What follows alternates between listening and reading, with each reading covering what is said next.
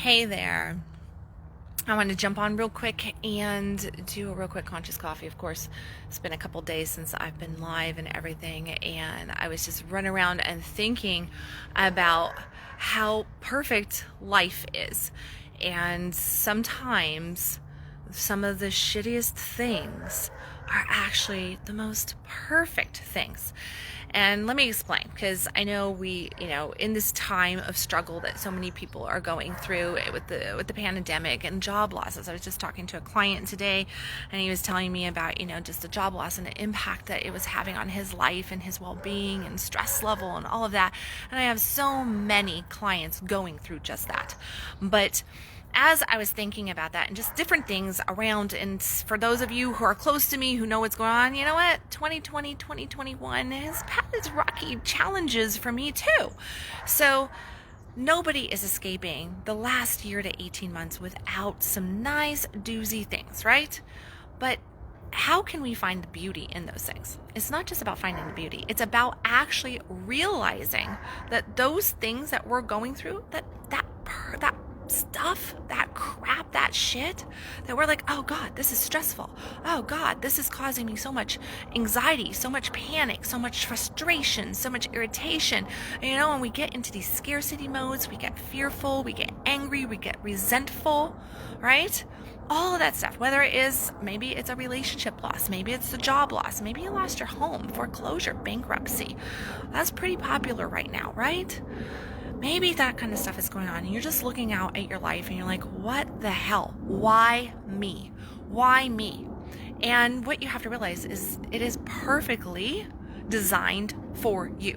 Your soul has designed this experience. It's exactly what you need to become the perfect you that you need to become so that you can have the dreams, the desires that you claim that you really want. If you are not building the muscles, the mental, emotional, and even sometimes physical muscles that it takes to get through challenges, such as some of the ones that you might be experiencing, the things that you're dreading, that you're just like, oh, this is not good. It's not a good day. It's not a good week. It's not a good month. Well, guess what? That builds your spiritual muscle. That strengthens your vessel. And in that strengthening of your vessel, you actually expand. It is how you perceive, it is how you choose to deal with the challenges at hand. Can you look at something and can you see the light, the lining being silver, the light at the end of the tunnel? Or are you getting really caught in that crap and going, it's all over, I'm done for. And even in those moments that you're done for, can you somehow find a way? Many years ago, I experienced a rape, and it was detrimental because it was one of my clients that raped me. And I remember his statement to me. He thanked me. He said, "Thank you, Kendal, for making me feel like a man again. I haven't felt like a man for years, and thank you for making me feel like a man," as he threw $600 at me. And there I was, stuck in this limbo state, stuck in the corner of the room, terrified, just like paralyzed. And I was one of those people that thought, if that ever happens to me, I'm going to kick them here, and I'm going to claw their eyes out, and I'm going to scream, and I'm going to do this, and I'm going to do that. It's not going to happen. I'm strong. I'm smart. I'm this. I'm that. That's not going to happen. And then it happened.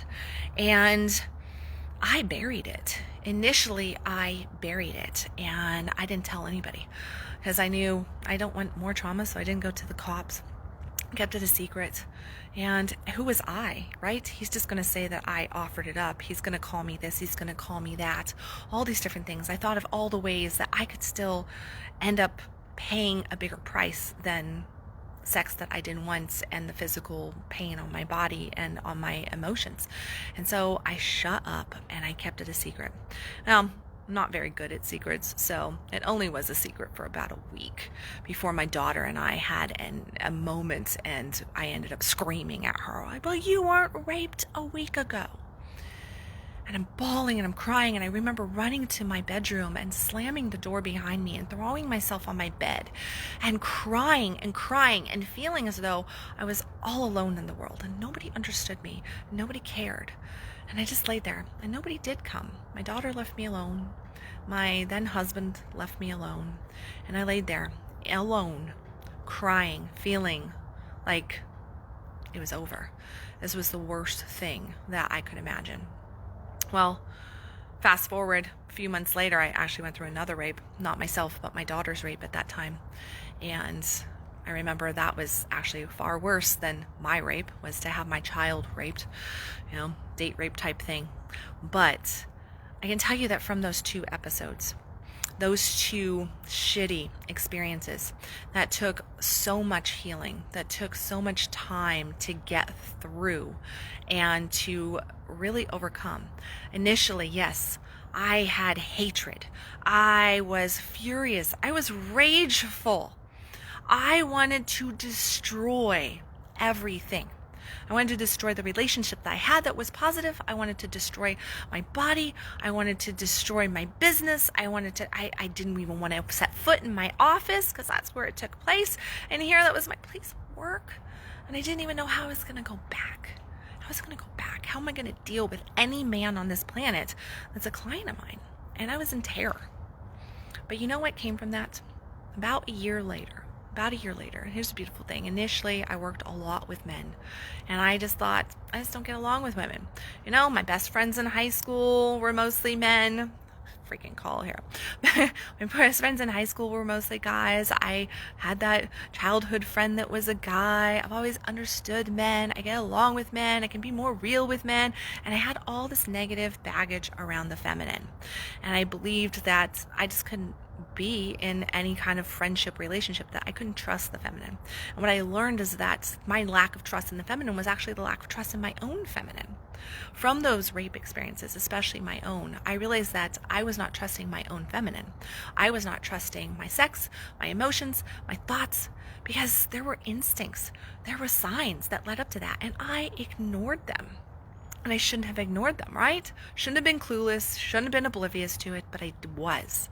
And so that lesson was that I shouldn't be ignoring my feminine, that there's power in it. And as I started to heal my wound around rape, what ended up happening was I started to heal the energy, the relationship that I had with the feminine, which meant that I started to have more female clients. I opened up to female friendships, sisterhoods.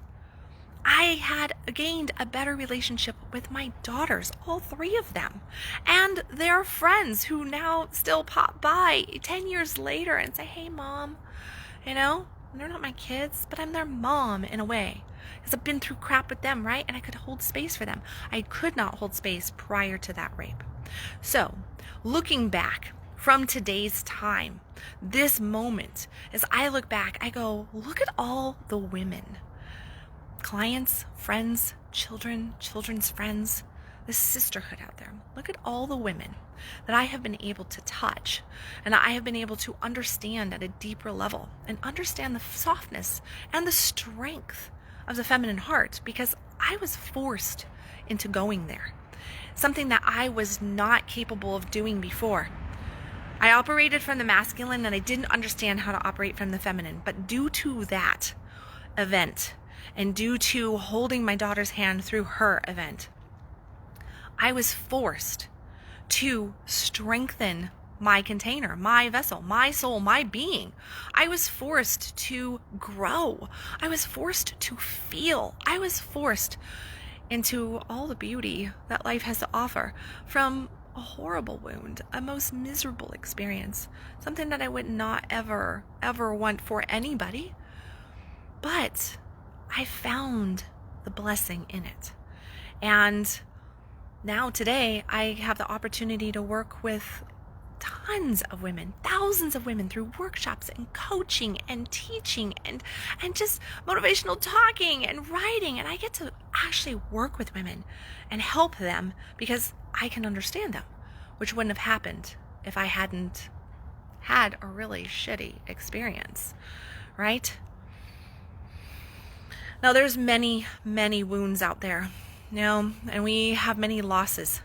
Rape is a loss of self in so many ways, and it takes us time to recover ourselves and to heal and to rediscover this new version of self. But we do lose ourselves in lots of ways. We lose ourselves in relationship. We lose ourselves when we lose a parent. You know, many of you probably know I recently lost my mother. And even though it's been coming, there is still been kind of like this. I had this thought the other day. I was like, oh my God, I'm at the top of the totem pole. Like, I don't have a mom at all. Like, her physical existence is now gone. Her mental existence was gone, but now her physical existence is gone. And there was just a strange vibe that came with that. So there is growth and expansion just in the loss of a parent, and the loss of a friendship, and the loss of a lover, the loss of your job, your house, your car, your well-being sometimes. I encourage you to look at those things that you're finding such challenging, that you're really struggling with, and you're going, I don't know if I can do this. I don't know why me. And I want you to realize that it's perfect for you. Why not you?